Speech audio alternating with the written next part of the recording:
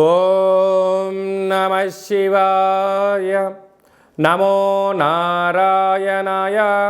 ఓం శ్రీ కర్మ నివారణ కాళభైరవాయ నమో నమః. ఓం వజ్రణకాయ విద్మహే తీక్ష్ణ దగ్గుస్థాయ ధీమహి తన్నో నవనారసింహస్వామి ప్రచోదయాతు. హరి ఓం. మా ఛానల్కి స్వాగతం. చూస్తున్న వీక్షకులకు ప్రేక్షకులకు ప్రియ కాళభైరవ భగవంతులకి స్వాగతం పలుకుతూ మమ్మల్ని ఎంతగానో ఆదరిస్తూ ఉండబడినటువంటి ప్రియ సోదరీమణులకు స్వాగతం పలుకుతూ సనాతన ధర్మ సంరక్షకులకు అలాగనే జ్యోతిష్య అభిమానులకు స్వాగతం పలుకుతూ 16/5/2024 నుండి 31/5/2024 వరకు పుట్టినటువంటి వారందరికీ కూడా ముందస్తుగా జన్మదిన శుభాకాంక్షలు. గతంలో వివాహం చేసుకున్న వారికి వివాహ వార్షికోత్సవ శుభాకాంక్షలు. మనకు వైశాఖ మాసం అనగానే పండగలకు కొదవలేనటువంటి మాసము కనుక అన్నవరంలో సత్యనారాయణ స్వామి యొక్క కళ్యాణము, స్వామివారిని స్మరించడం, ధ్యానించడం, వీలైతే ఇంట్లో మనం సంవత్సరానికి ఒక్కసారైనా శ్రీ రమా సహిత సత్యనారాయణ స్వామి వ్రతాన్ని ఆచరించుకోవడం వలన స్వామి యొక్క ఆశీస్సులు ఉంటాయి. అలాగనే మనకు వాసవి మాత అమ్మవారి యొక్క జయంతి, అమ్మను స్మరిస్తే అన్నీ మనకు ఉన్నట్లే అని చెప్పి గమనించాలి. అలాగనే మాసానాం వైశాఖ మాసం అంటారు. వైశాఖ మాస పూర్ణిమ తిథి యందున అరుణాచల స్వామివారి యొక్క గిరి పర్వత ప్రదక్షిణ చేసినట్లయితే సర్వము శుభప్రదమే అని చెప్పి గమనించాలి. ద్వాదశ రాశుల్లో గ్రహ గమనాలు ఒకసారి వీక్షింపచేద్దాం.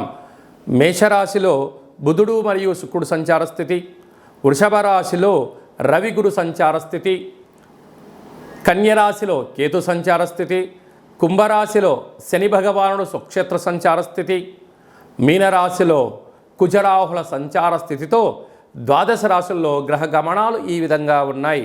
మకర రాశి వారికి 12 సంవత్సరాల తర్వాత శుక్ర భగవానుడు తన స్వక్షేత్రంలో గురువుతో కలిపి సంతాన స్థానంలో సంచారం చేయనప్పుడు ఎలాంటి ఫలితాలు ఉంటాయో ఈ వీడియోలో సవివరంగా సంపూర్ణంగా తెలుసుకుందాం. మకర రాశిలో ఏ నక్షత్రాలు వస్తాయనగా ఉత్తరాషాఢ నక్షత్రంలోని 2, 3, 4 పాదాలు కలిపితే, అలాగనే శ్రవణ నక్షత్రంలోని 4 పాదాలు, ధనిష్టా నక్షత్రంలోని 1, 2 పాదములను కలిపితే మకర రాశి అవడం జరుగుతుంది. చాలామందికి పుట్టినటువంటి కాల సమయంలో డేట్ ఆఫ్ బర్త్లో లేనటువంటి కారణం వలన పేరు యొక్క మొదటి అక్షరాన్ని అనుసరిస్తూ రాశిని తెలుసుకునే ప్రయత్నం చేద్దాం. బో, జా, జీ, జూ, జే, ఝో, గా, ఘీ అనేటువంటి అక్షరాల వారందరూ కూడా మకర రాశి జాతకులే. మకర రాశి అధిపతి శని భగవానుడు. వీరికి ఏళ్ల నాటి శని చివరార్ధ సంచార స్థితి జరుగుతున్న విషయం తెలిసినటువంటి విషయమే. అలాగనే 2వ స్థానంలో శని భగవానుడు స్వక్షేత్రకంగా ఉండడం వలన అంటే అనేక రాశులు కష్టపడుతూ ఉంటే ఈ యొక్క మకర రాశి జాతకులు అదృష్టం ఏమిటయ్యా అంటే వీరు కూర్చున్న చోటికి అన్నీ రావడం జరుగుతూ ఉంటుంది. అంటే వీళ్ళు ఇంట్లో చేయించుకోవడానికే పడతారు. అటు తల్లిదండ్రులైనా, అటు ఆఫీస్లోనైనా, వ్యవహారాలైనా.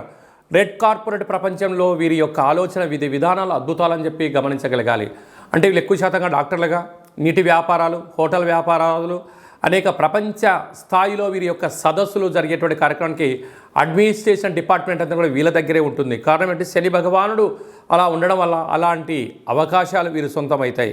తృతీయంలో కుజరావుల సంచార స్థితి ఉండడం వల్ల తల్లిదండ్రులతో, అన్నదమ్ములతో, అక్కాచెల్లెలతో వాగ్వివాదం మంచిది కాదు. వీలైనంత వరకు ఇచ్చిపుచ్చుకునే వ్యవహారం చేయండి. మానవ సంబంధాలుగా చూడండి. ఆర్థిక సంబంధాలుగా మీరు చూశారా, ఆ రోజు నుంచే మీ యొక్క దిగజాడుతనం ప్రారంభమవుతుంది. గమనించాలి.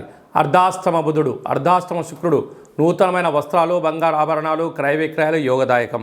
12 సంవత్సరాల తర్వాత శుక్ర భగవానుడు తన స్వక్షేత్రంలో రవి చేత, గురువు చేత సంచారము చేయడం వలన నూతనంగా వివాహమైన వారికి సంతాన యోగం, పిల్లల యొక్క చదువులు, పిల్లల యొక్క అభివృద్ధిలో విజయం సాధించడం, తల్లిదండ్రుల నుంచి రావాల్సిన స్థిర చరాస్తులు వచ్చే అవకాశాలు ఉన్నాయి.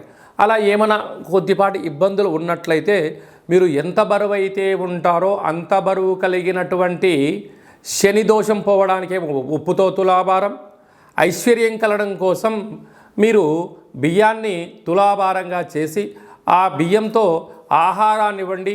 మహాదేవుడికి, కాలభైరవుడికి అన్నాభిషేకం చేసి అన్నదానం చేసినట్లయితే ఆయుర్బలం, జ్ఞానబలం, రాజయోగం ఇది సొంతం అవుతుందని చెప్పి గమనించాలి.